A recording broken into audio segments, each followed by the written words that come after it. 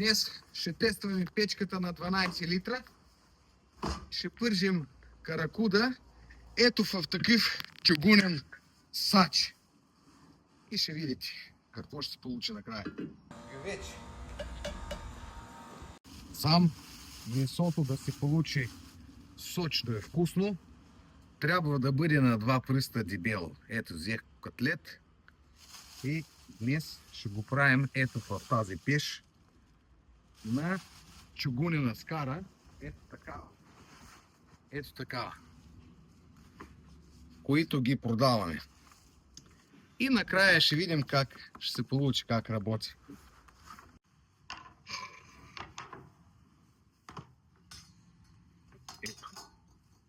Ето какви са търчики.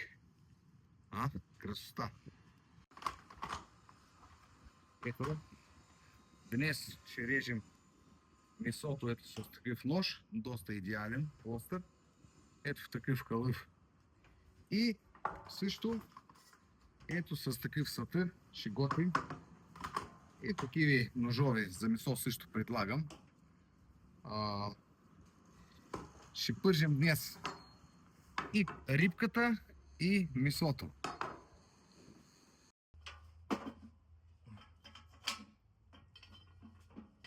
Ето така.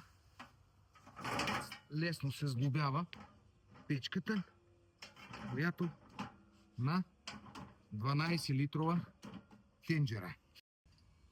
Ето дръжките. Ще ги извадим отвътре. И ето така. Ето така ще ги сложим. Така.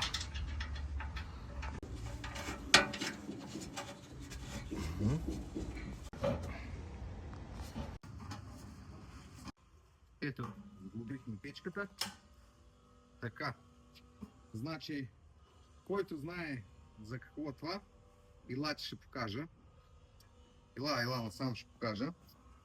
Значи, ето тук стои отворено, вътре снимай го. Ето така. И ако искаш да намалиш да не излиза горещо, ето така малко си го затваряш. Си го отваряш колкото трябва. И още една част на тръбата се слага отгоре. Ето така. И вече сме готови. За готвене. Айде, слагаме този сач. Да го накалим. И днес ще пържим тук. Ето, покажи на хората как печката работи идеално. Ето, вижте как гори. Много хубаво. И къде ще излиза идеално. Ето такива печки предлагам.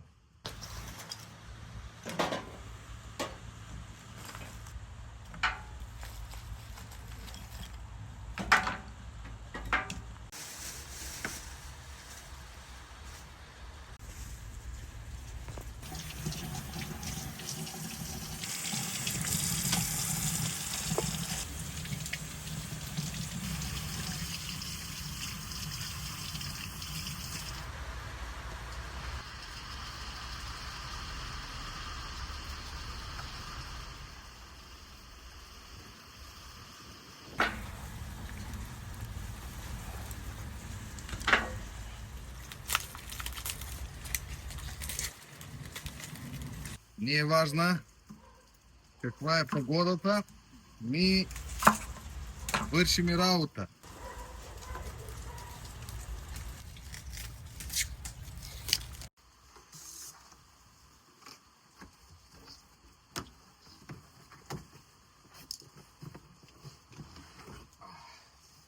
Значи, днес ще пържиме свински котлет, ето на тази чугунена скара. Ето на тази печка.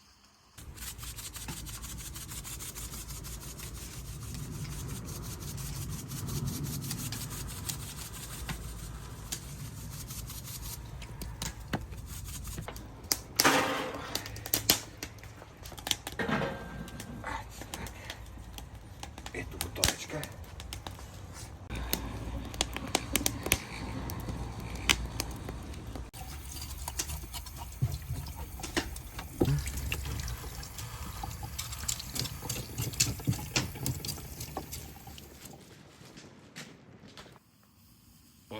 Идеално. Вижте как се накали скарата. Месото дебело. Идеално ще стане. Миризмата тръгна. Доста идеално.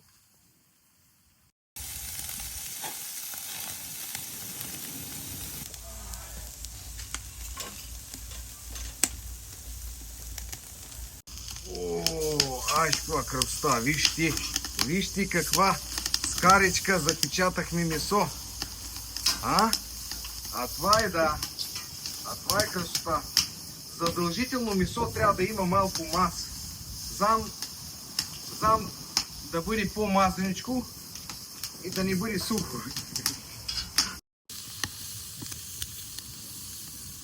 Малко сланина има и се получават малко сухички. Аз ги запечатвах. Вътре има това. Вътре има сок. Ето, ще проверим. Още малко, видите какъв сок. Още малко и сме готови.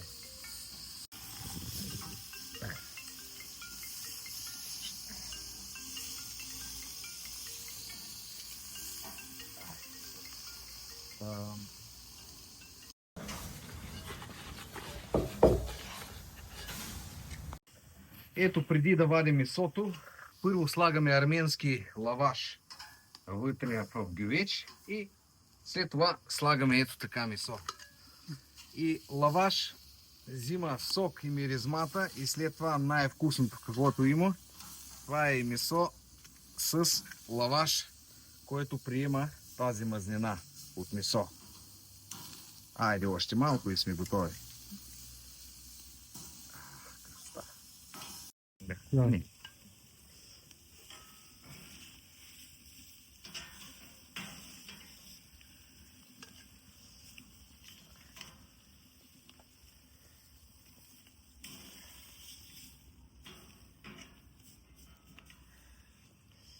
И след това, както извадихме това месо, взимаме още един лаваш. Ето. Вадите го и така. Слагате го вътре и затваряте с капак. Ето този български гювеч с месо. Сача подготвихме и ще го слагаме сега на огън и да пържим рибката. Ще пържим сега рибката. Този сач. Рибката вече е подготвена и сега ще я направим.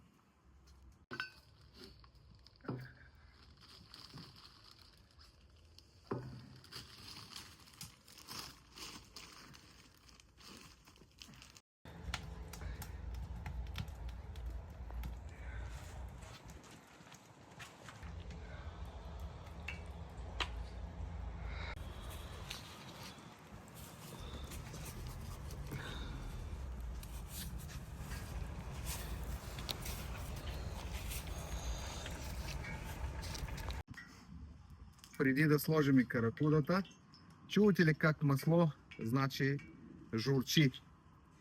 Това означава, че то се накали. И когато месото се накали, слагаме каракудица. Идеално.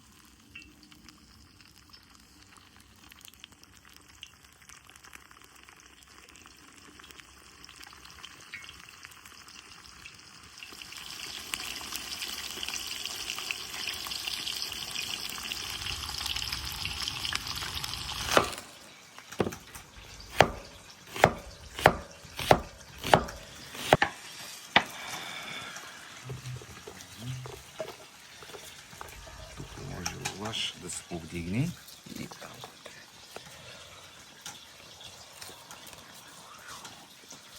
Идеално. Идеално. И готовичко.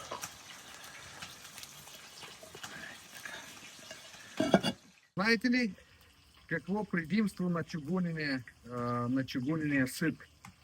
Когато хубаво ще го накалите, след това ето, обърквате месото, рибата и нищо не залепва.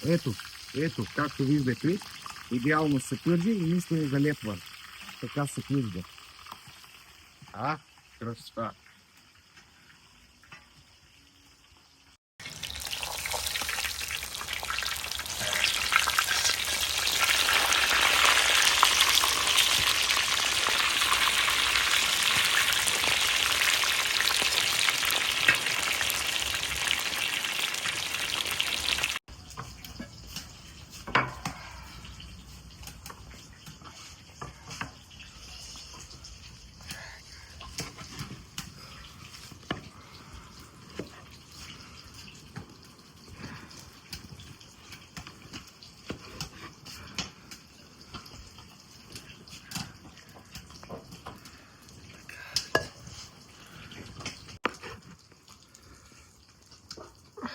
Приятен апетит!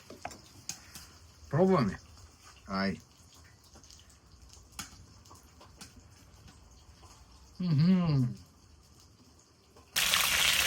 Сега.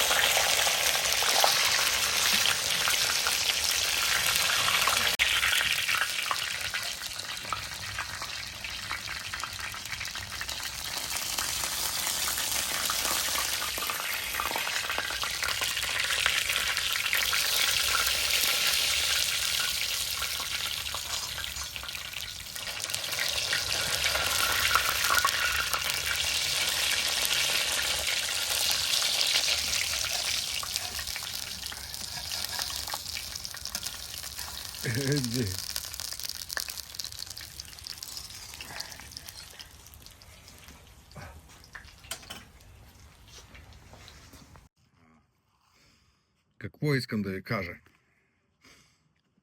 Да бъдете живи и здрави, да можете да си избирате малко време, а те е да се съберете с семейство, да си опържете малко рибка и да си похапвате и да се радвате и най-главно да няма война и да сме живи и здрави.